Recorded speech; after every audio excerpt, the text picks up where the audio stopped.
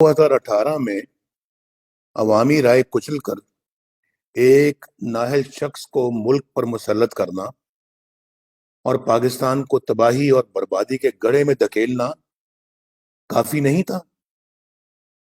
Senate election में हुकूमती उम्मीदवार की शिकस्त के फौरन बाद जिस तरह आपने एतमाद का वोट लेने में अपने सिलेक्टेड की दोबारा मदद की, क्या वो किसी से ढका छुपा है?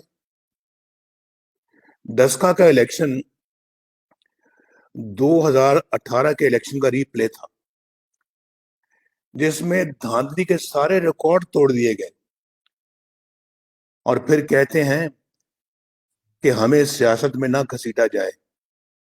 वाह!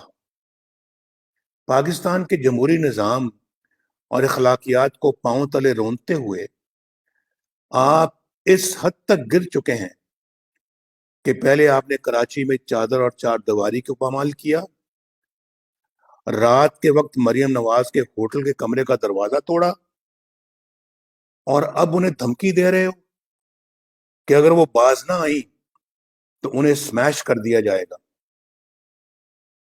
मरियम जिस जुर्रत और ईमान के साथ अवाम की हक हुक्मरानी और वोट को इज्जत दो की जंग लड़ी है, इंशाअल्लाह उनकी हिफाजत अल्लाह करेगा।